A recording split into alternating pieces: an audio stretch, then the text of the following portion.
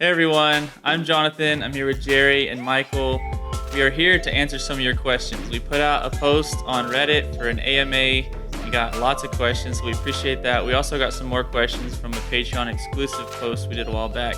So this is going to be a lot of fun. We're excited to get here and answer some questions for you. We're going to have my lovely fiance Christina off screen reading some questions, and let's get started. Introduce your team members and their roles.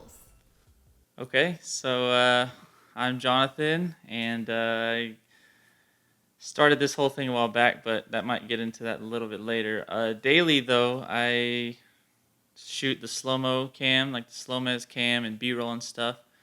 And Michael? So daily I do the catch cam and then a lot of the editing and also the follow flights.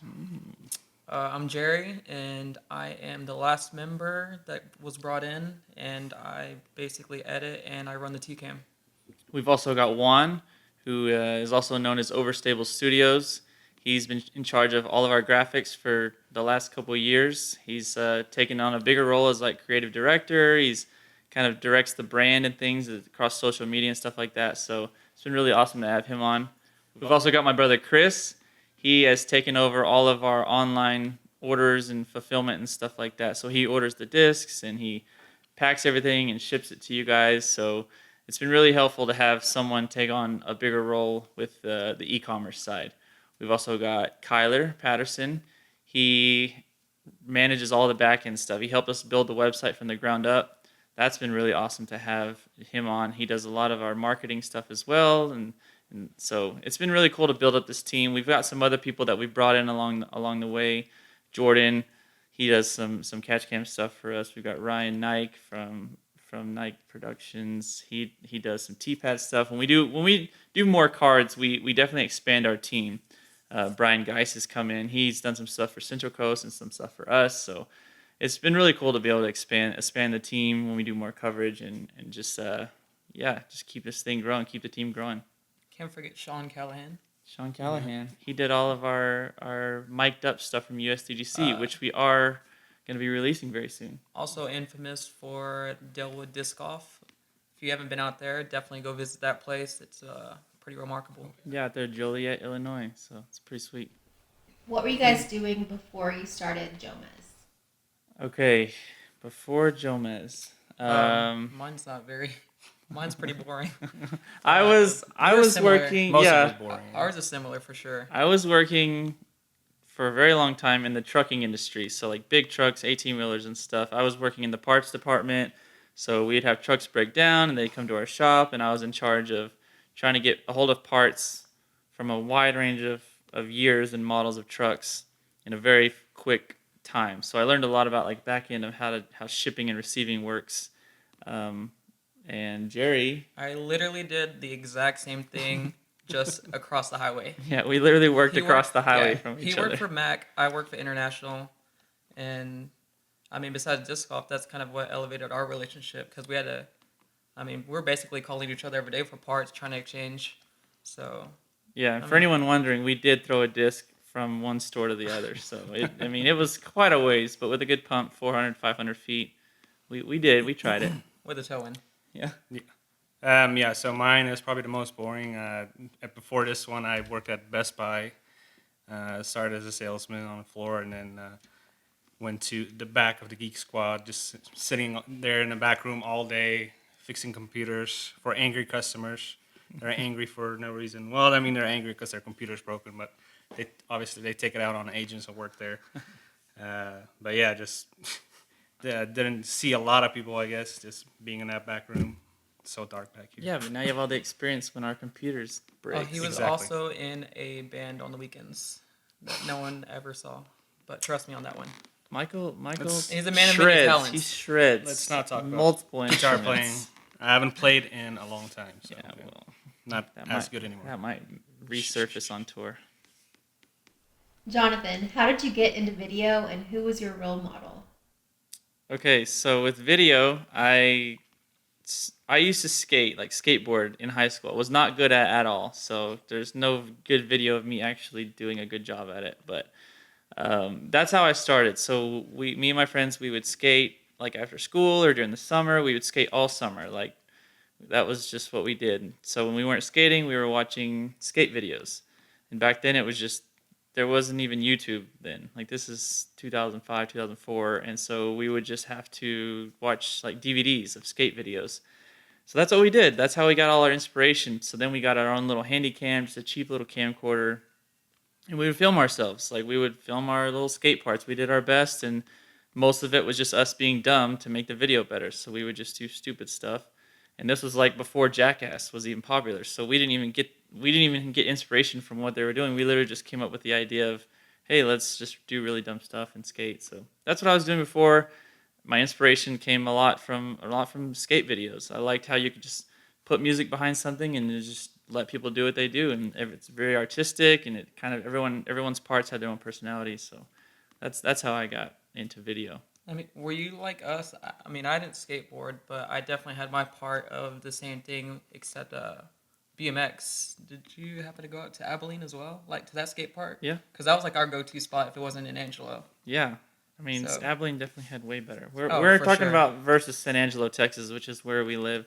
West Texas, 100,000 people. It's a nice town, but not a whole lot of crazy big city stuff goes on here. So we make our own fun. It's home. Since you are filming, do you always get to play the courses in tournament layout? How often do you get to play? Oh, for sure. I mean, we definitely make it a point because the filming aspect of it is really, really fun. But like, we got into the sport playing ourselves, so you definitely get that itch, and so we make it a point to make it out there 2-3 days early. John will do the fly throughs, and then after that, it's pretty much relax, play. I mean, have time to ourselves because it definitely drains you once it comes to tournament time. So yeah, we definitely make it a point to make it out plenty of time to just hang out. Yeah, I mean, it's definitely awesome to go travel the country and sometimes the world and get to play these places. Sometimes we've been able to play courses that we've seen on video from other people's coverage. So to finally be able to make it to certain places, like really iconic places, it's really awesome. So, and then to kind of test your amateur skill versus what you've been seeing on video, it's really humbling to be like, all right, this is why I'm filming disc golf. Because playing is, you watch and see how you would play like as an amateur on a course that a pro is like just tearing it up. It's really cool, like to be able to put your skills against that. And yeah, it's really a great opportunity, like to be able to be on tour and to play places that we've only seen on video. And yeah, it's a huge perk of the job for sure. What's the hardest course to film on and why? Hardest course. I mean, that can vary. Like, I would say that you could almost say that we all have different answers for that because of our roles. So like from a catch cam perspective, like what do you hate, or a course that you can think of? Most difficult course. I think I could kind of help you out on that one. I can visualize it in my head, but I can't think of the name. It's when we did. I was thinking like out in California, maybe the Masters Cup. I don't know if that's a ton of. De La Vega. I would say for you, whatever's, has the most blind shots, where you're pretty much you're out wide and then you're kind of guessing. Basically anywhere where there's a lot of trees and there's a lot of hills. So with the trees, especially when they're trying to do the pros they throw spike hyzers is my biggest nightmare because you can't see it. It goes behind all the trees, over everything, and then it comes down. And there's been a couple of times where it's almost like just got me right here. Like you can just see the player's reaction. Like they throw it and then they see where it lands and like they just like stare at me like, oh my gosh, you almost died. But yeah, just any course where it's a thick forest basically. What you from a tee pad perspective, or from even running down fairways? I'm just trying to think of places that have bad spottings with like tee pads where it's really, really tight. I know there's one and I'm definitely forgetting it. I think the for sure answer right now is Idlewild, just because everybody knows Idlewild for its. It's treacherous woods and it's just really, really tight out there. Actually, Masters Cup for me is not that bad at all. Yeah. Yeah, I would say Idlewild for me. That was the first course I think we had traveled to that I was like, man, this is tough. Because, I mean, I have a different perspective, too, because as like a drone operator, I do all the drone flyovers. Yeah. And that course, between Idlewild and the Beast in Waco, the back nine, which is completely wooded and really tight, and there's not a lot of room even for like a drone this wide. Imagine like a disc, you know. So Idlewild is probably top, and then Waco is another one. Delaware, we just went to Delaware this year. That's another pretty tough one. So Pittsburgh was tough. yeah, Yeah. just really wooded courses. I mean, that's a long-winded answer, long way around of saying like if it's got a Actually- lot of woods. I guess now that I'm thinking about it, it just came to me. I mean, I always give Drew Gibson a hard time. Utah Open. So it's really, really bright out there, and it's usually clear skies and white discs. I literally told Drew, I was like, give me your bag, dude. I am going to dye all of your discs because I'm tired of trying to just catch them. Yeah, So- you get light colored discs against the bright blue sky with no clouds. Yeah, it's weird. It's like super open, but just as hard to catch. Like, so that's another one for me. Yeah. If you could play tournaments more often, what do you think your rating would be at? Jeez, I mean, Michael, I don't want to rat him out, but he's not even a PDGA member. So, but he's also been playing the least amount of time as all of us. So we've got him to play a tournament before, but he's not quite there where he said, all right, I'm going to get a number and a rating and all that. But for me, Nope. honestly, like I've been trying to hit 950, like since I've started playing like almost 10 years ago, or it's easily been 10 years now. So I feel like even if I didn't film as much and got to play more, I would still probably be a 950 rated golfer. I feel like that's just my skill level. Like I can throw pretty decent, but putting is always just gonna be like the hardest part of my game. So I don't know. Jerry's definitely the best out of all three. What do you think your rating would be if you committed? I was going to brag on you a little bit too. I like because we're always pretty evenly matched as well. So I think Yeah. our skill sets are actually pretty similar. And if we could say more focused, I would easily put us around. Well, not easily, but I'd say like 975 would be solid for us. I'd love that. I'm I respectable for appreciate an that. AM player. That's way above what I would put myself. I would put you there, but anyways, when it comes time for competition, you're a different player. And Jerry is when it comes time to play under Under pressure. pressure, yeah. Because yeah, casually, yeah, I can. Dude, We're evenly matched, but I don't know, man. I get just as nervous. That's the downfall for me. What's your favorite course to film? mine is definitely Kona Piste in Czech Republic. People have asked me that for a while, and ever since I've been there, I haven't gone anywhere that's changed my mind. There's other courses that I love and that are just like they have their things, but if I had to just pick my favorite, I'm gonna pick the course that I literally stumbled upon a wild hedgehog on the course. I mean, come on, when else is that gonna happen? I almost stepped on the thing because it's like, oh yeah, there's a hedgehog on the ground. That's normal. No, but really, it was a beautiful course. Kona Piste Castle Park in Czech Agreed. Republic. Yeah. And it was just amazing. There's a castle in the background. The fairways are so green and beautiful and long and rolling, and they designed the course just incredibly. And it's not even a course all the time. So honestly, you can only play that course when the Kona Piste Open is happening. So I don't know. There's just so many reasons, but that's If I had definitely $1 for every time I've heard you say that, and how Exactly. many times you've been asked. And then I'm not gonna change that answer unless something crazy comes. But along. yeah, I mean, I agree as well. Like It's a great place. Yeah. favorite though, I can't say the same thing as you, man. It's no fun. I don't know. I'm not gonna answer for you. Dang, something about European courses are just amazing. Because I almost just want to say go across the way and the Beast, just for how iconic it is. Like, Yeah, Nokia. I mean, I've never seen so many spectators in one place, Yeah. like ever. Yeah, that was an amazing experience So, just on that dude, alone. you want to feel like a superstar, like you're somewhere special. Go to the European Open. That's where it's at. It's huge. Yeah, So- Finland goes all out for disc golf. It's amazing. For me, it's probably GBO, not necessarily because of the courses, but just because of the atmosphere and the people.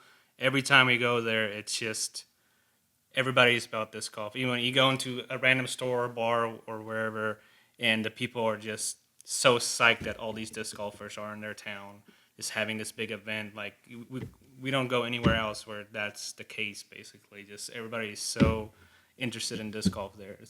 For me, that's pretty amazing. Yeah, GVO is. I mean, Emporia in Kansas is a little town, but They go all out. Yeah. You know, Jeremy Rusko and the whole DD team have done an incredible thing growing it there. If you haven't been to Emporia, you got to go. I mean, it's not that far from. It's kind of in the middle of the country almost. So you got to try to make it out there sometime. Delwood again. Sorry. Love you, Sean. Delwood's Dalwood is great. pretty Delwood's awesome. amazing. Okay, yeah. You guys are going to new places this year. You're going to film tournaments you've never filmed before. Which one are you most excited? Easy. Which one are you most excited for? Throwdown. I've heard so many good things about that place, so I'm pretty stoked for that one. Throw down the mountain. For in sure. Brooksville, Florida, I think it's called. Yeah, Nothing against the rest of them, but Yeah. I've watched that one on YouTube plenty of times, and dude, that just looks like a blast. So I can't wait to make it out that, or we can't wait to. Yeah, I mean, it's gonna be a long haul going straight from Waco all the way to Florida and then Yeah. back over. But honestly, he's right. Like Throw Down the Mountain's got a great reputation. Some great video coverage has been there before, and hopefully a lot of really talented players will be there. So yeah, but for me personally, it's gonna be the Mid America Open at Harmony Bends, because they've been trying to get us to go to Harmony Bends to do Final Nines for like 2 years in a row, and we just unfortunately can't make it work with the schedule. And so now to be able to go there, and I've heard so many great things about it from players, like pros that have been through there. It's still the #1 rated course on Disc Golf Course Review, which is incredible. Like out of all the courses on there, and that's #1. So I'm excited to go to there to Harmony Bends finally. What's your favorite moment that you've filmed and your least favorite or most stressful moment? Oh, for me, like my favorite moment that I've ever filmed is Paul's 18 down. Paul's 18 down this year at 2018 at the Great Lakes Open was just like so surreal. Like as it was happening and as it was developing and watching the U disc, you know, and watching like this might happen. You know, you get the eagle, but then he gets the par on 10, and then he keeps on going. And then I remember being on 18 being like, I got to line up this putt because if he makes this is going to be watched so many times. And I've never thought that. I don't think that way when I'm filming stuff. I want to get a good angle and everything, but just knowing that last putt on 18 was going to be the putt to like seal the deal, like I was just like almost nervous. I was more excited than anything, but I was like kind of nervous, like this might happen. And like if he misses it, it's almost like it's going to be super disappointing, even though 17 down is still incredible. But when he made it, I remember just having this feeling in the moment of like, oh my God, I cannot believe that just happened. And the fact that we just filmed that and like so many people are going to watch it. And then of course the whole ESPN thing happened, but even without that was amazing in itself. But then yeah, Mike Bregrin at ESPN got it and just ran with it, and the rest is history. I don't know if you have any other best moments. Well, just speaking about that situation, I mean, to be honest, I didn't even know that he was going for a perfect 18. I mean, that's kind of like the downfall of what I do, is I get so caught up, I mean, hustling around, getting my shots and doing this, that I forget what the score is. So, I mean, it was a great putt. It was huge, but I was like, what happened? And someone said he just shot a perfect score, and Yeah, same way for me. Yeah, exactly. didn't even know it at all. Yeah. Yeah, to these guys' credit, I mean, that just goes to show, like, they're hustling the entire time. They don't miss a single shot. And so, like, they don't really sit there and watch the scores and stuff. Like, sometimes I do that because it might affect the way I'm shooting certain things. And I don't get every single shot, you know, but just because I don't have to film the same B-roll over and over and over again. But yeah, like I said, to their credit, like, they don't always know in the moment what's happening because they're so focused. So that's just a little tidbit there. But Dude, like, there's so many great moments. Excuse me. Freaking Little Page, Barsby, Worlds just recently was great. yeah. But for some reason, I'm going to take it all the way back to Finland again. Something about European Open. I mean, I got so excited. The President's Cup, that, I don't know why. I had such a good feeling filming that. But then when it came to tournament time, the battle between Macbeth and Barsby, for me, coming down 18th, that definitely was a special moment for me. Holy, That if was you haven't watched European a Open freaking 2017, go to watch the whole thing, but you go to the back 9 I mean, in that last whole 18. it was tough to see Greg, Yeah, finish that way, but Dude, But that just to is a see that battle. camaraderie between Yes. them when it did happen, and Greg wasn't just like sulking off. I mean, they were like hugging it out as soon as it happened, and it was amazing. Yeah, I mean, So that's another good that's one. one for me. So, Mike, do you have anything? I would go same as Jonathan. Even though I didn't know, I mean, then I had to go back and rewatch it and just to see, just to realize how awesome that was for Paul, just to shoot that perfect round. Do But you- I mean, All right, now worst moment Oh, that you God. can Let's remember, see. because I know this guy gets the bad end of the stick sometimes. I mean, weather and just whatever happens. Mosquitoes love him. oh my We can all three be standing gosh. right next to each other, and the whole pack of mosquitoes will be feasting Oh, I on don't- his flesh. So, can you think of just like? All right, I'm gonna skip over to. Yeah, you go. You I feel- guys go. It's weird as I have an answer for you. Like I know more like answers for you. Yeah, more maybe than for that's why myself. we hang out with each other so much that we know each other's answers. But Yeah. for me, it's the Disc Golf Pro Tour finale, Yep, that's exactly what I was thinking. 2017 Yep. final round. We're coming down the stretch. The whole thing, the culmination of the entire event. It was so much work for us because like some of them were like 5-man cars, which is harder for us to add another person. Anyways, we get dumped on hole 9, I think it was, out of nowhere. It was a beautiful day, and the rain just pours on us down one of the longest holes on the course. These guys are like doing everything they can to like cover their cameras, and we weren't prepared. Normally we are, and I wasn't prepared, and I'm still shooting because the thing about rain is like it looks amazing in slow motion. So I'm just like getting all the shots I can. I'm still not thinking that anything's gonna happen to the camera, but by the time we were even putting out on 9, the camera just shuts off. So I'm like, okay, it's fine. We have a backup on 10. I'm trying to clean everything out. I'm like, okay, it'll be fine. Never comes back. For the rest of the round, I'm just like turning it off, taking the battery out, wiping the battery off. It's got to be just a little bit of moisture. The rest of the round, this thing never comes back. I don't have any slow-mo, B-roll, anything. If you notice on the back 9 of the 2017 Pro Tour finale, soon as hole 18 putts out, I know that I don't have anything for the back 9. Like, and I'm just like standing behind the crowd, like sulking because I'm so pissed. Like, how could I let this happen? I could have just put the camera under my shirt or something. I could have avoided this, and I just trusted that it wasn't gonna like get to the camera. Everything happens. I don't even remember who won. Do you remember who won? No. I don't remember. We've seen so many tournaments. I think I was just so worried about the camera. Yeah, I think Yeah. they were all worried for me because I noticed like I'm not doing well. It's like when you have your buddy and you kind of call over there and check up on him a few times, because he's not doing so hot. That was me. And everyone's like celebrating hole 18, the victory, everything, interviews, and crowd just goes away. I'm halfway down 18's fairway, just sitting on the ground, like with my head like in my hands, like what am I gonna do? My $8,000 slow motion camera is essentially a paperweight right now, and I don't know that it's coming back, and I don't know that I can afford to get it repaired because I didn't have the proper insurance. Anyways, I won't elaborate much more on that. That is my absolute worst moment in filming disc golf. You got anything, Mike? Yeah, was it Idlewild where we were sharing? We weren't sharing cards. We had a situation where the weather, lightning, we had a delay, and we had to keep shooting the next day. It was Idlewild 2018. Okay, yes. When we went back for 2 holes. Yes. We went Oh back. yeah, that was terrible. And so we go back the next morning to go film this, and I have a pretty good system in place for who gets SD cards and how many they get and all that kind of stuff. But this time something happened with the SD cards where Jerry, I didn't erase the SD cards the night before, so they ran out of space on Jerry's SD card, and so Jerry, you try to format it. Whoops. Is that what happened? I did format it. You did format so it. I lost all the footage. From the day before. We're usually so good about that. I mean, thankfully Mike killed it and at least got his angles, so Yeah. it was somewhat saved. But I don't know if anybody actually caught that.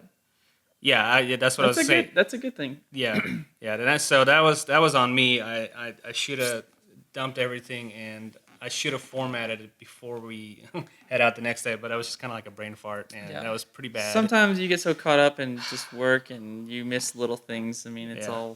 we're all humans, so we We make made it work. mistakes. Yeah, we definitely made it work. It's not like we just didn't have any footage. We just had to use one camera angle the rest of the time for I guess our that only- round. I guess now that we're just talking about it, the only bad thing about what we do is weather. I mean, Rain. if we were talking Rain. about terrible situations, Yeah, it other really than that, does like change things for us. it's great. I mean, Oh, Yeah. and Nick Hyde when it rains this last one. Where it was exactly. so Another muddy. rain. It's always just You rain. just slip and you can't there's even a lot get of up the there's a hill. lot of our we could go all day on just Yeah. finding rainy rounds, but Yeah. You know what? I got one more thing. Remember Nick Hyde, like 2016, maybe 2015.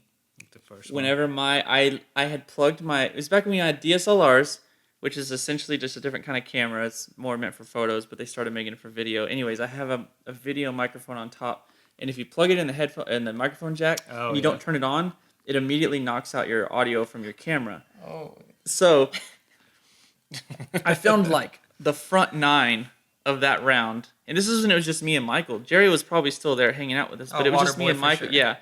So I'm filming this thing, and I realized like 9 holes in that my camera has the microphone plugged in, but the microphone's not on. So essentially, I have my camera on mute, and it's only Michael on catch cam and me on the T-pad, which it means that as soon as I get down to the basket, Michael's gone. So I don't have any sound of putting out, which is very important. No sounds of T-pads or anything. So you might not ever be able to find out the exact round because I think at this point I might have forgotten, but no one ever noticed, which is like now this confession time. Yeah. You might go back and find it. I'm not even sure if it's 2016, 2015. You might never actually know. But I spent probably a good 2 hours, maybe 3, replacing every single audio from every player's throw on the T-pad and replacing every chain from shoe every sound. player's sequential. What am I trying to say? Anyways, later on, holes 10 through 18, whatever, I would take, say, Paul's putt on a similar basket, a chain star or a disc catcher, and from a similar distance, like I went and tediously recreated all of the sounds from later on in the round. If it was Paul throwing on a T-pad, a concrete T-pad, well then I was taking Paul's later throw from a concrete T-pad and timing it exactly so no one ever knew I did that. And now you know. You may not be able to find it because I don't even know which one it is, but that happened and that I was remember terrible. that vividly. I completely forgot about it. Yeah. but- That's how dedicated I was to like not telling everybody, sorry, my camera was on mute. You're just gonna have to listen to it. I was like, no. Okay. lesson learned now, though. Yeah, You- that like, never happened again. It's a terrible situation, but now you're like checking. And it's a great story. yeah. I mean, I got one. No one ever knew that until just now, by the way. Except Yeah. for these Yeah. guys. Czech Republic. I mean, Oh my as gosh. simple as me cracking my tooth on a Oh my- piece yeah. of crust, pizza crust. And dude, I was in so much pain that weekend that That was I don't rough. know what pills I took. I didn't even ask questions. I just needed help immediately. They were like this. I just know big. UC They were freaking- ibuprofen pills in Huge, Czech they were Republic. Yeah, they were huge. Yeah. massive. UC came in clutch though. UC Marisma saved Jerry's life. Yeah, that tournament. I mean, I couldn't edit. I couldn't. He basically got me through one more round. I mean, those And then you went to the dentist And, immediately. and basically missed out on the most beautiful city. I mean, I went and saw a bit of it, but Yeah, it was rough. then I fell asleep again, and while these guys got to go explore a little bit more, so that was I missed out on that. But So many stories. toothache, if you've never had a toothache, like that is just such The a worst. it's the worst It pain. is. Like it sounds like so dumb, but it really is the worst pain. It is. Favorite SloMez? My favorite SloMez? I got Honestly- you covered again, man. Yeah, he knows. It's I don't know what hole it is. Maybe 13 or something at Maple Hill this year. Paul Macbeth. Like the 108-foot SloMez, the It's- longest SloMez. That, FollowFlight. That's what I yeah, was gonna say, basically Sexton was calling for a FollowFlight because the putt was so long. Yeah. So that's my. I'm sure there's others that I'm forgetting, and I'm gonna let Jerry Yeah. answer too because I don't know what he's thinking of. But for me, it's being over Paul Macbeth's shoulder. He's got this nasty downhill, basically death putt because after that it just drops off into the forest. Full flex. Yeah, and I remember getting over his shoulder as best I could because I was like, this is so far. And normally I won't line up a shot like that because it's so rare for those to go in, and, Yeah. and sometimes I can't zoom that far and I can't focus that far. There's just a lot going on in my camera. But I went ahead and got over his shoulder just in time. He putts the thing, and like Jerry said, it has this Annie, and then it comes back and it hits dead center.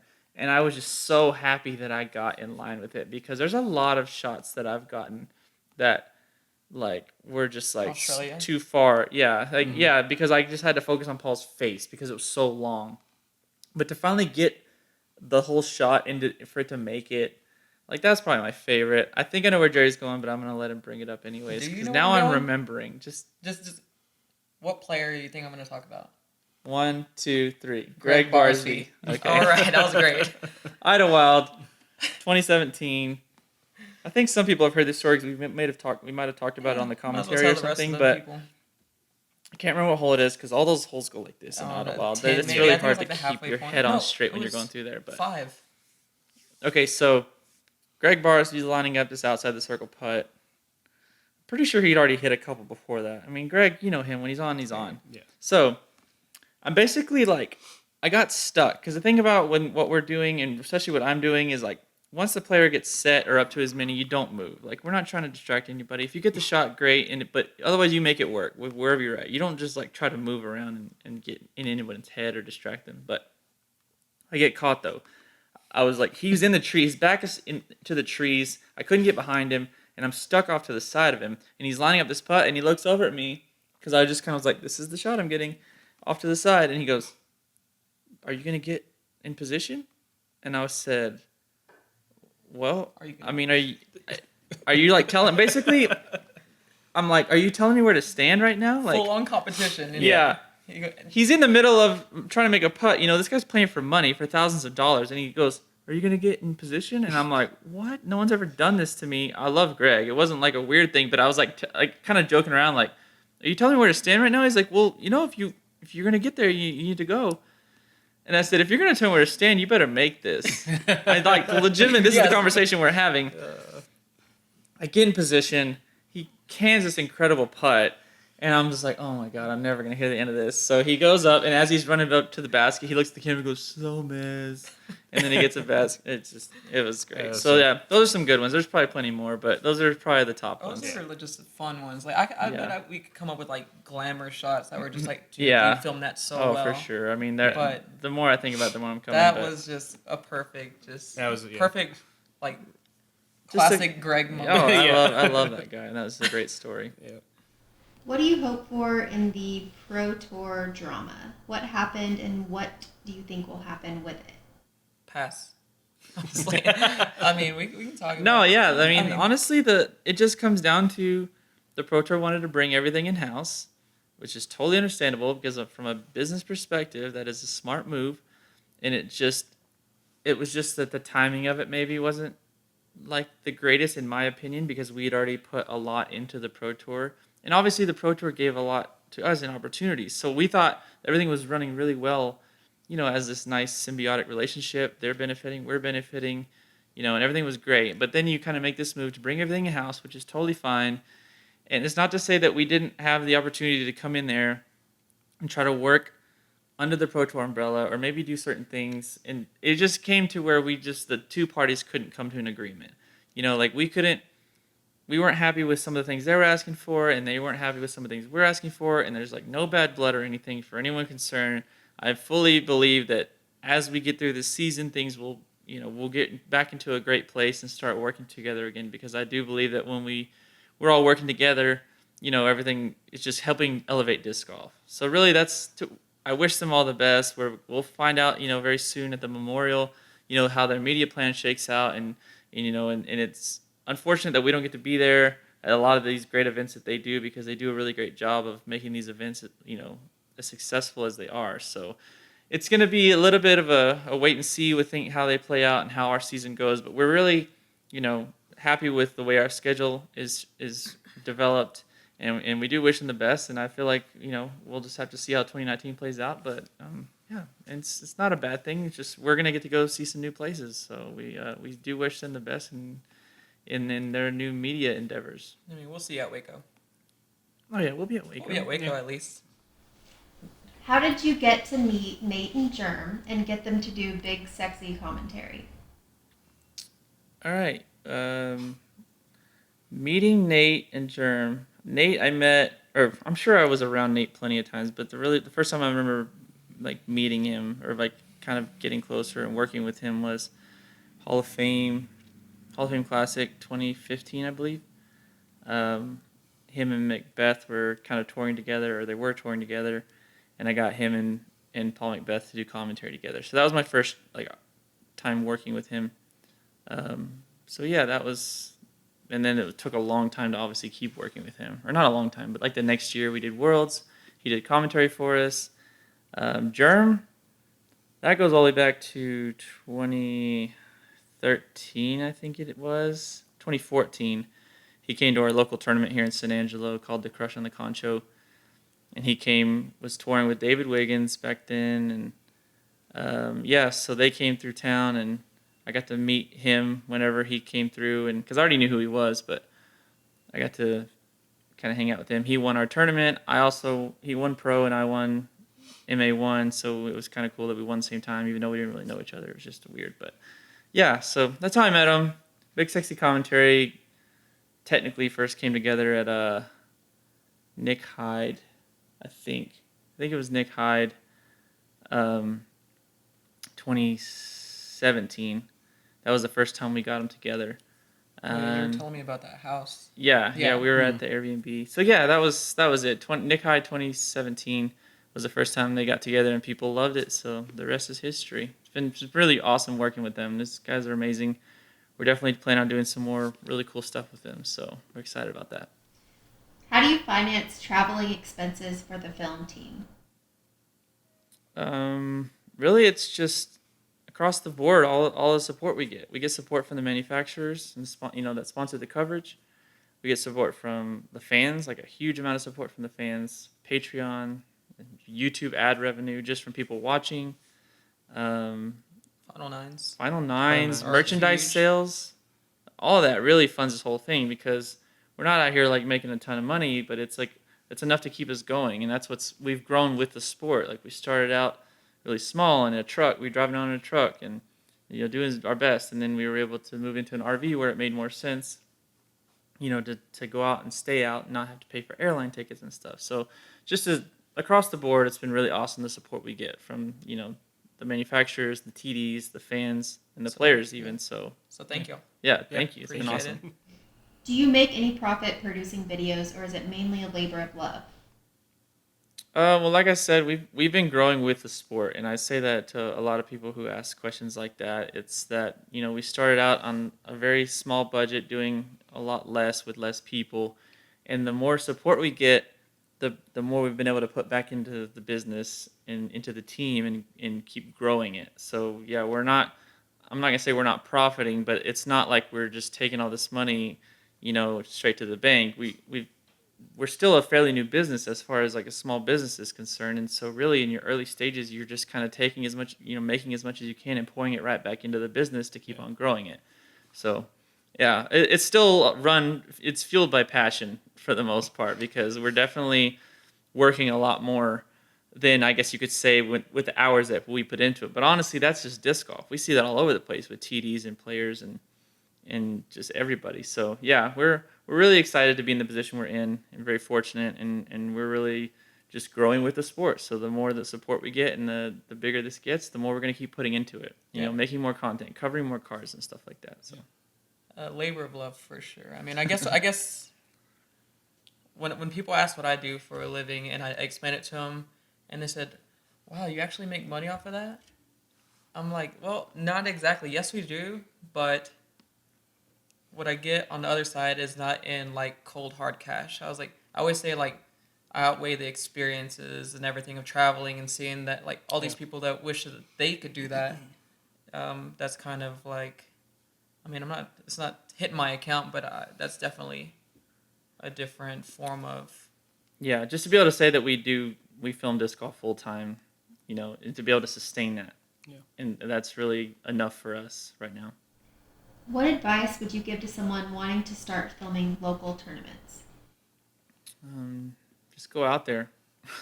I've seen plenty of people just get started. I mean, I started out just by showing up. I mean, it wasn't even planned. It just happened. So just go out there with a camera. You get enough guys in your local area. It doesn't even they don't have to be like super high rated, or maybe you get lucky and like a B tier comes through and you get just a couple. Just people want to see good disc golf, obviously. Yeah. So I mean, that's the most entertaining. But if you can just be there to capture it, I mean, you start out by yourself, like what I did, and then start out. You grab a buddy, which was Michael. We had 2 cameras, and then I got Jerry, and then it was 3. I mean, you never know how it's gonna start.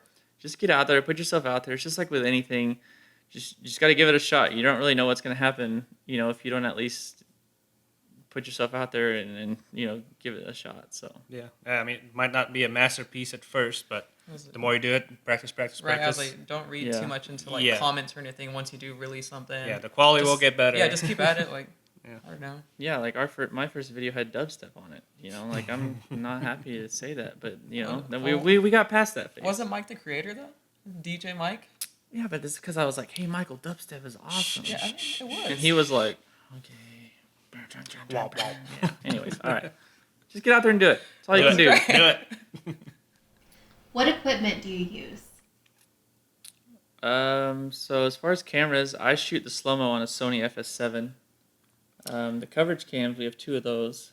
PXW Z150. Yeah. Sony Sony Z150s.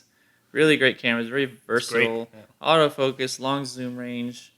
They've gotten rained on. Like their cameras got rained on the same time mine did in Florida, and theirs were just like no problem. Like Jerry's one time in Vermont stopped for like half a hole, Yeah. and then I think he just like banged on it a little bit and One it of the started most working. recent Final 9s, yeah. Yeah, they are. Those are workhorses for sure. Yeah. So those are our main coverage cameras. Manfrotto. Yeah, we use those Manfrotto. We use Manfrotto monopods. They're really solid. It's like their most popular one. I couldn't tell you the name of it, but Still on Team Monopod, so Yeah, even though we yeah. get a hard tapper. oh man, we get Ian from Central Coast Corey swears even. against monopods. He loves the shoulder rigs, which to each their own.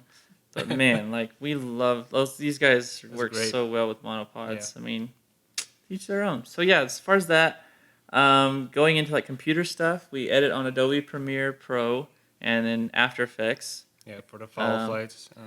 And MSI laptop. yeah, Jerry works on a laptop. Michael builds our towers from the ground up. I mean, he could give you the whole laundry list of everything, but Yeah. we just love like working on a PC with a modular system. We just take off the side of the thing and replace what you need, better Yeah. memory or another hard drive or whatever. So yeah, basically that's the equipment we use. So, but we're always changing it out. There's new cameras coming out, the computers, whatever, and then the software gets updated. But at the core of what we're doing, that's basically it. Yeah. Michael, how do you do the FollowFlight frame by frame marking? How long does it take? First, go to Walmart, get yourself a pack of Crayola crowns. Have you ever heard of a website videocopilot.net? We used to watch those all the time. Mm-hmm. And if you watch every single video, after 4 or 5 years, you could probably figure it out. But no, it's not done with any plugins.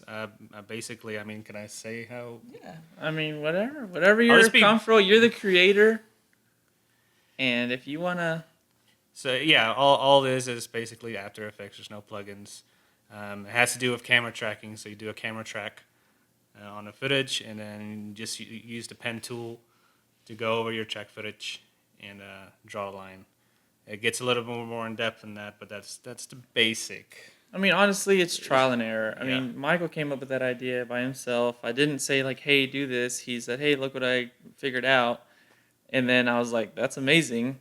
And of course, if you look at maybe his first one to what he does now, it's so much trial and error. The thing is its own beast that he Yeah. created, So he's working on even developing it even further. So, like Michael said, there's no plugins. You don't have to buy anything else. If you have Adobe After Effects, and you just sit there and watch tutorials, and you learn the ins and outs of different things and how they work, that's how you do like with what he did and just put it all together. And it's not perfect. I mean, sometimes he'll have to spend more time on one than another, but.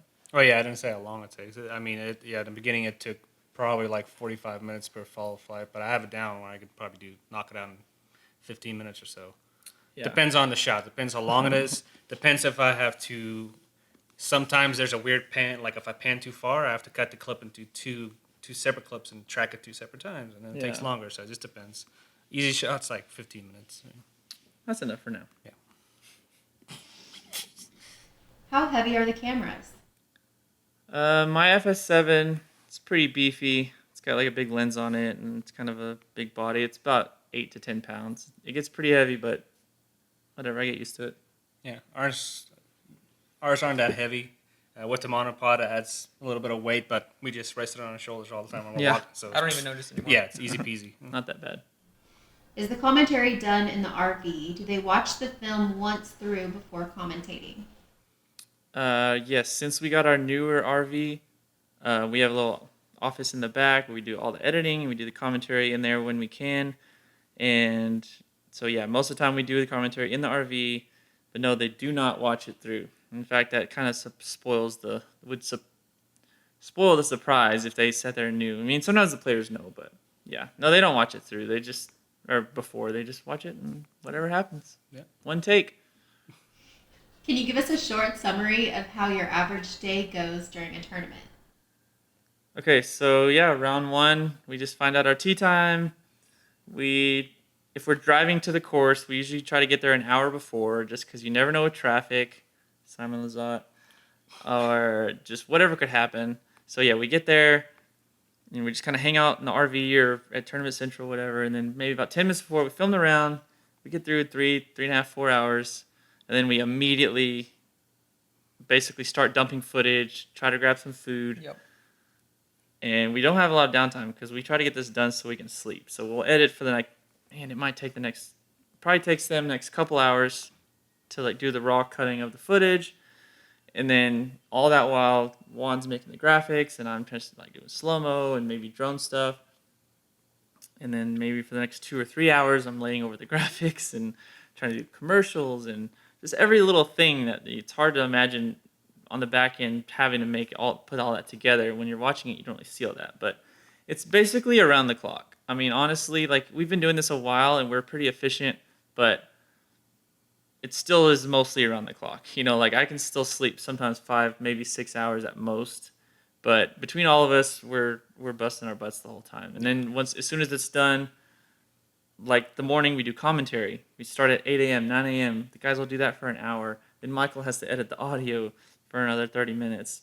And then we have to render the whole thing. And by the time we're rendering, we usually have to go out for the next round. Yep. So we don't even get through the whole process before we have to start the next one. But thankfully, like I have like a remote connection on my phone and I can be rendering and uploading and everything. So it's from the start of the tournament until like halfway through the day after the tournament, we're working and we're sleeping very little. It's crazy. Does play ever get held up while you run from one thrower to the next to get the shot?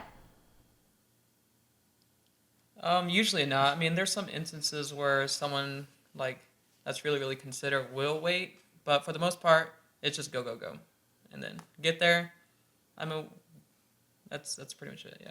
Yeah, I mean, we made a point even from the beginning when I was doing Jerry's job, you know, running around the fairways and the T-pad cam or the A cam. You'd never want the people to have to wait on you. In fact, you don't even want them to know you're there. Yeah. Like, we don't want to interfere with the players at all. So the good thing about Jerry is he hustles like super hard. So he will make sure to get every shot because he's just running across the fairways like crazy. So he rarely has to just get caught and not get the angle he wants. He's good about getting there and getting framed up in time. And yeah, I mean, sometimes you're going to have bad luck with where the players end up. But yeah, I mean, we try not to make anyone wait on us. Like, we don't want to be the reason that the game is affected at all. Yeah. Have you ever had a player request that you don't film them? Do they sign a release at the start of the tournament? We've never had that. And I think just by showing up to a PJ event or registering for the event, whatever is built in the rules, I mean, you're basically agreeing to have your likeness used on photos and videos and stuff. So that's just how it goes. I mean, we've heard of instances of that happening. But that's so rare. Like, we like to think that we provide this service to the players and they see the value in it for being on it. So, I mean, we haven't encountered that, and I don't really anticipate that we ever will. I mean, I honestly say that there's probably a few people that don't like it, but I mean, you're a professional that's it. disc golfer, so Yeah. what do you? The sport's growing, and that's it. Yeah. Like, this is the direction it's Yeah, going. this is where we're at. How often does your team get hit by discs? Well, me and Jerry really can't get hit. Michael is always in line of fire. He's had probably 1,000 close calls. I mean, really only once ever like did he officially get hit, and it was at a final 9 Yes. in Russellville, Arkansas. Danny Lindahl, of all people, who you know from all of the DD instructional videos, was on that video. You can go back and look. It's not on the footage because it just didn't happen, technically. No, I'm just kidding. But, yeah, Danny Lindahl threw like a skip shot, hit Michael right in the gut because he wasn't really ready. Dude, It was so sidearm. funny. We all looked around because everyone knew that Michael was the guy that never gets hit, and everyone was just kind of stunned. Yeah, And Michael was usually just- I'm pretty good at jumping out of the way at the last possible second. And for whatever reason, when he did that shot, it went way past the basket. That's why I wasn't prepared. I didn't think he was going to throw it in a way where it was going to go way past the basket, and then it hit me. So never technically, again. I think it's happened one time, One and time. even that didn't make the video because it just wasn't the shot we needed. So, yeah, Michael's always in line of fire. He's very good at what he does and staying out of the way. So, Yeah. Have you ever witnessed any words exchanged on the course? Oh yeah. Yeah. Come on, just go watch the memorial. Plenty of It's times. literally we have video evidence between Ricky and Nico. So yeah, I mean, it happens. I mean, these guys they're ultimately all friends in some way. They might not be super close, but they respect each other. They're players. But you know what? Things can get a little crazy. There's maybe like a rules, dispute or something, and it happens. But these players, they're all like professionals, and they don't let it get out of hand. And at least not from what we've seen. I'm sure it's happened, but we're fortunate to be in a sport where the professional players at the very top are respectful, and they don't really let stuff like that get blown out of proportion. So I mean, it's competition. It's your job. Things can get heated. It's going to happen, yeah. Get over it. Ever thought about doing a documentary for Netflix? I mean, to be honest, I wouldn't even know how to go about that. I would probably do a documentary for YouTube before I would do one for Netflix. It's just so much easier. There's so many hoops to jump through when you start trying to get on a big platform. And I'm not saying that couldn't happen in our future, but right now, like if we wanted it to be what we wanted it to be, and have the control and have the say in how it goes, like once you get someone else in and start getting other producers and everything, it would just probably get to be like too much, and we would kind of lose. You would probably not see as much of the passion side of it, and more of just like, oh, it's got to be done this way and whatever, and the cookie cutter. However, I don't know. Also, there's special requirements on like the format everything is delivered in all the footage. Yeah. It's not just what we like regular MP4 or whatever. It has to be in a certain like really high quality codec for them. Yeah. There's a bunch of hoops. There's to a go lot of through, things that so we would probably have to change to even get that far. It's so. just Like I said, we would do it for the fans, for YouTube, before we would go all the way through that avenue. How are you as a Next Day Media Group uniquely positioned to grow disc golf? How can we, your viewers and fans, help you leverage your unique position in the young sport? I mean, it's all about the support we get from the fans. So if people are going to keep watching, I mean, that really drives the whole thing. Because if there's not numbers and viewers that we can say, hey, this many people are watching and they're enjoying what we're doing, then there's no sponsors saying, hey, I want to get in on that. And maybe the players are like, oh, it's not really that beneficial to be in front of the cameras. It's all, in my opinion, it's all driven by the fans. So as long as we're doing everything we can to keep pushing and making great content, based on what these players are doing, because obviously the players are doing an amazing job and we're just, broadcasting that. But I think as long as we keep doing it that way and really catering to the fans is our number one, priority, then that's just going to keep driving this thing. So we're really fortunate for everyone out there that watches and that comments and likes and subscribes and shares. That's really the driving force behind all of this. So yeah, we're really fortunate to be here, and we have no intention of slowing down. So if you keep watching, we're going to keep going. Do you guys have any plans to provide live coverage of the bigger events in the future? I mean, that's tough because we feel like we're still just like skimming the surface of what we do with like specializing in post-produced next day coverage. Like, I don't know. I mean, like, live is great, and Smashbox and those guys that do that, I have a ton of respect for them because that takes a lot of work. Yeah. And I feel like we have our hands full with what we're doing, and we want to cover more cards. We would want to expand our post-produced coverage before we would want to go into live. just because that's what we're comfortable with and that's what we feel like we're better at between the two. And we want to keep making our product better, faster, more coverage. So yeah, honestly, I don't really see us doing live anytime soon because there's just a lot of limitations there that the Smashbox is honestly doing is, an amazing job within like kind of the budgets that disc golf media is working within. So I mean, I have a ton of respect for them, and I'm gonna kind of leave that up to them, and we're gonna keep trying to get better at post produced. Are you worried that you won't be able to keep up with this pace and quality in videos due to demand, financial, staffing, personal, etc.? I mean, it's just, for me, it goes back to growing with the sport. Like, as long as there's a demand for us to keep doing what we're doing, and the support maybe increases little by little as we go, and these players are getting better, like we're gonna keep pushing everything we've got into this. Like I said before about profiting and stuff. Like we're not really collecting money and profiting like a ton. We're trying to put it all back in so that we don't we can keep growing. So we don't grow too fast and we don't get left behind. Like we're just trying to find this balance of where we're at, and so far it's worked great. We're thrilled to even be here and the support we've got. So I feel like we're just kind of trying to grow with the sport, and we're gonna keep doing what we're doing. Yeah, the sport and us are still in its infancy, so Yeah, I mean, like for people that don't understand, like disc golf's been around a long time, but disc golf media is just in this new phase that is not very old. I mean, when I was at 2012 Worlds, I was there by myself with one camera. There was no one fighting me to get on that fairway. So you gotta think it was not that long ago, and we've only been doing we're doing like full time for going on 3 years now. So it's all very new. So we're just skimming the surface, tip of the iceberg, however you want to say it. Things are gonna get really exciting for disc golf in the near future. Are you guys going to film more FPO this year?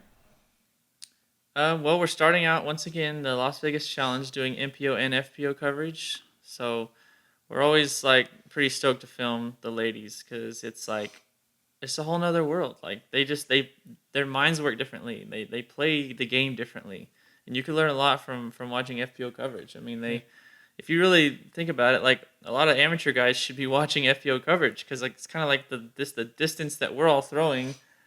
We're not gonna throw 500-600 feet like all of the top MPO guys. You're gonna be throwing like 400 feet, like Paige and Katrina, or both Pages, or whoever, Sarah Hokum. Like we should be looking at how they play. Like they're not trying to clear the water like the long shot. They're trying to play smart, play for par, and get your birdies every now and then. So, anyways, we're doing that. We're doing U.S. Women's again. We're gonna do FPO most likely at Worlds and Beaver State still TBD, so maybe Beaver State again. I mean, we love filming the FPO division, and we get some pretty good opportunities throughout the year to do that. Until we can just like expand and be covering like multiple divisions and cards all the time. I mean, right now we feel like we're in a pretty good balance of expanding our coverage, whenever we can at some of these bigger events. So, What's the best grub spot you have found in your travels? oh man, that's really tough. I forgot what it's called. AJ Risley took us to a little spot. I think it's called Chino Bandito. I think so.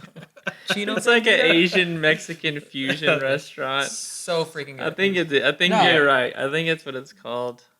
Chino Bandito. He would correct us but yeah, it was pretty good. It's just cool to see unique places. I mean, it's hard to say like this is the absolute best. I mean, I'm sure there are places that we could think of, but I just love going to new places, and I'm like a sucker for breweries that serve food. Like, so when you have a brewery that's really good at what they do, but then they also like have a really solid kitchen, that's like I'll go there anytime. I mean, Charlotte's got, what's it called?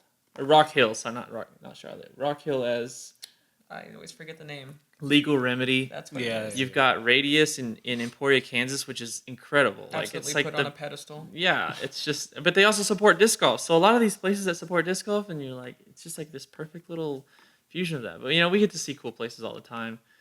I mean, I can't even think. I don't know, Mike. I was just gonna say, fun fact: Jonathan is kind of like a burger connoisseur. So any place we go, he has to try the burger. I'll eat a burger anywhere. So With the right lettuce. Yes, He's none a of that stickler when it shredded comes to stuff. lettuce. If you're putting shredded lettuce on a gourmet burger, What, No what are you Sonic doing? lettuce. Yeah. give me a break. Leaf. Come on. Give me a leaf of lettuce. If not, he's gonna talk to your manager. Yeah. What's that place that Ryan took us to that first? Martell's for sure. That's always a good place. Martell's. Martell's is out in there and Only outside place us. we can watch Cowboys games Smuggler's during that time. Notch. Yeah.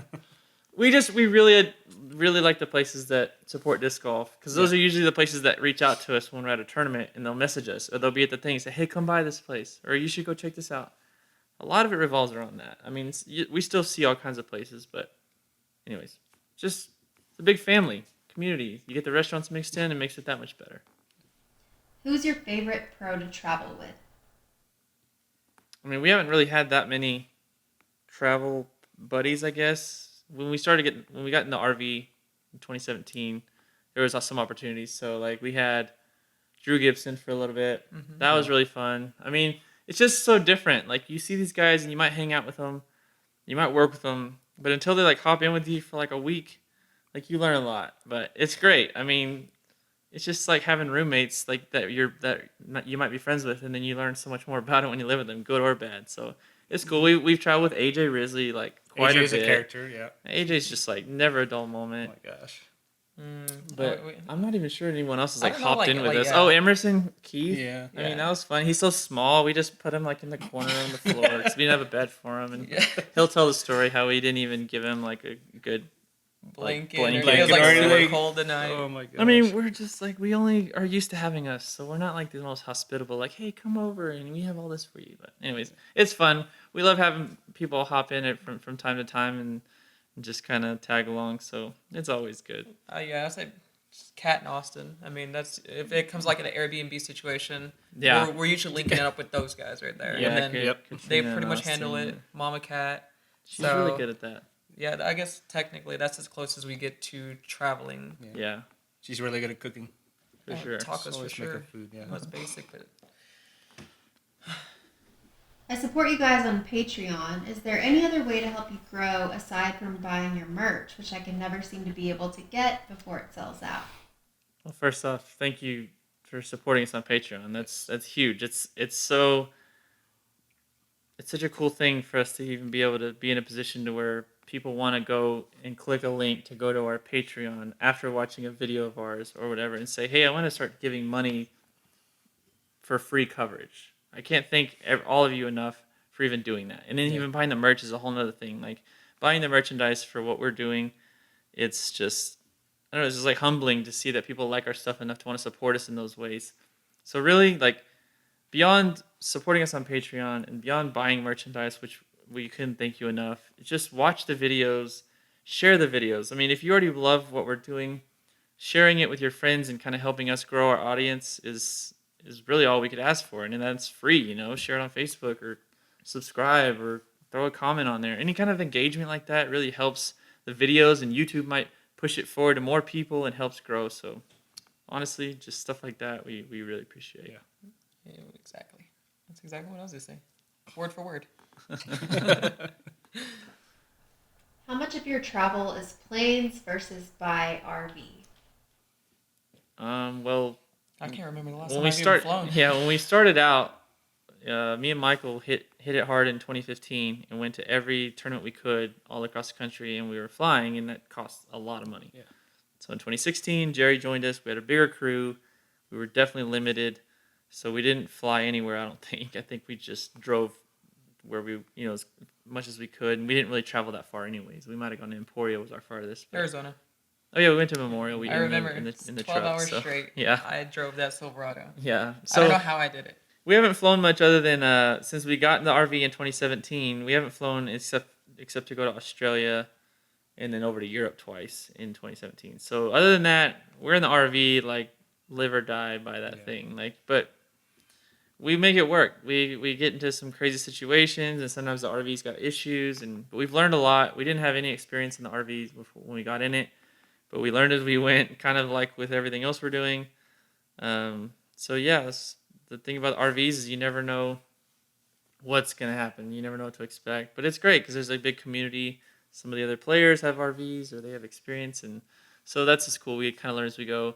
And sometimes you might hit a low bridge in Scranton, Pennsylvania in the middle of the night. No big deal. Yeah, no big deal. I mean, Ain't no it thing. might rip the AC off the roof. Yeah. And you have a hole in your Wow. roof. Yeah, and then Get every an time it AVP rains, open. the rain comes through, Wow. we have to cover it. But whatever. I mean, it was all tactics, anyways. I mean, the good thing from I that don't know is- that he didn't do it on purpose. I mean, Hot I just- natured person. He just wanted a new AC. Yeah. Just went the freaking Yeah, because we had an expensive route. analog one. I just wanted to get a digital one. That's Yeah. all I wanted, really. honestly, like those are great stories like that. We've had some crazy stuff happen. But hitting the bridge, that was pretty funny. It wasn't funny at the time. No, it's funny definitely not. now. That's the good thing. If you live through it, then later on you're gonna live to like. laugh And now about to it. this day, every time I go under a bridge, I have a small panic attack where my heart stops every single time. Yeah, which can That's happen like true. every half mile sometimes. So Mike was always like, "This was I'm like, oh, how's it?" And for all you office lovers, Scranton lost a few points with that situation. So we just avoid that place. Yeah, I'm never going back to Scranton, Pennsylvania ever again. But to be fair, Oh, yeah? if you love The Office, none of that stuff happened in Scranton, Pennsylvania. We mean- all know that, but I was like, maybe the landmarks are there. And no, none of it's still there. The Office has been off the air for 10 years. So. It was in the middle of the night, like 2 a.m. The bridge wasn't lit. The sign was covered by trees over the sign. So I have a lot of excuses, but it still happened. So whatever. Yeah. Get over it. RV life is great. We travel mostly by RV and we love it. So people look at us like we're crazy that we never get out of that thing, but it's our life now. Yeah, it's our house. we can't all have sprinters. Yeah. And why would we want to? We can somebody we can driving and then the other guy can be sleeping or laying on the couch or going to the bathroom for all you care. It doesn't even matter. You just like you're in the thing. It's amazing. It's great. It's a pain and it's also like a huge advantage. So whatever. Are you and Central Coast cool, or is there a little bit of rivalry there as far as filming goes? I hate those guys. I hate them so much. I wish they would just. No, we love Central Coast. I've been watching Central Coast since before I ever did Oh, video, God. and I think we all have. I was starstruck the first Yeah, time you got on come the phone on. with Ian. What was it? I think we're doing California. commentary or something. Yeah, from La Mirada called Open, me. and and I was like, "Hey, Ian, I'm on the phone with Ian." So we're really good friends with him. The more we work together, we love the competition aspect of this whole thing. It's what drives us. It's what fuels us to want to get better. So yeah, Ian and Corey and like Peter Oh, God. and GBO, it goes down with Brian. those guys. We're yeah, usually staying in the Brian, who same works hotel. with us at the same time too Yeah. now. So it's like sometimes we get to collaborate with some of the guys because they're obviously so talented that we just kind of see what we can do. But yeah, we love playing against them. The battle royales that we've done, like those have been so much fun. Like Corey is Oh, crazy. His rating is like super high. I don't like, care about that guy. That dude. No, I take that personal. Playing golf against Corey, I just want to beat him every time. Really personal. So far, like Corey beat us for like a week straight when he traveled with us in 2017, and then fortunately, both times we've been on video, we've been able to beat them. Yeah. So I mean, we have a great time, back and forth playing, being in competition with them, in the media side, but then ultimately just being friends with them. I mean, I talk to Ian quite often, so there's no bad blood there at all. We love it. Okay, we're going to do a lightning round. Answer with the first answer that comes to your mind. Is a hot dog a sandwich? yes. No, No. What's your favorite smell? tacos. Vanilla. Who's the best smelling disc golfer on tour?